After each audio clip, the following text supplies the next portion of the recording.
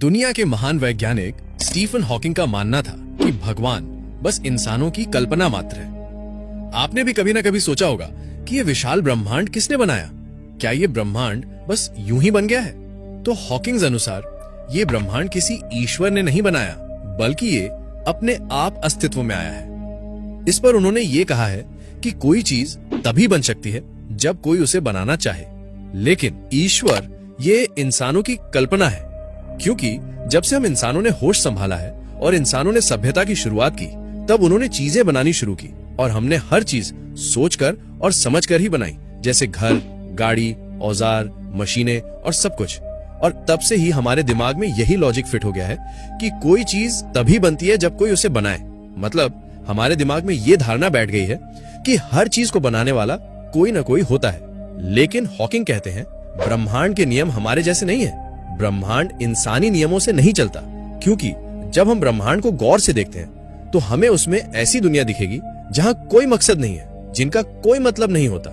हर जगह सिर्फ उथल पुथल, टकराते ग्रह, फटते तारे, गायब होते गैलेक्सी, जिसका कोई उद्देश्य, कोई दिशा नहीं, जिन्हें देखकर ऐसा लगता है कि ये ब्रह्मांड बिना किसी वजह से ही अस्तित्व में आ गया हो। तो क्या ये ब्रह्मांड बस यूं ही बन गया बिना किसी कारण के?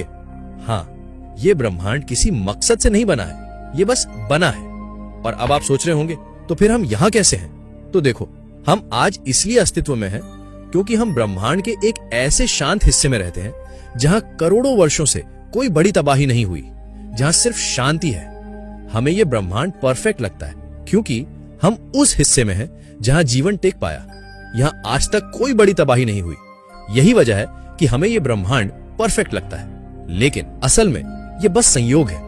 इसका यह मतलब नहीं कि पूरे ब्रह्मांड का कोई उद्देश्य है। और इसीलिए हॉकिंग अनुसार यह ब्रह्मांड अपने आप ही बिना किसी वजह से अस्तित्व में आया हुआ है। यह सब कुछ बस एक संयोग है।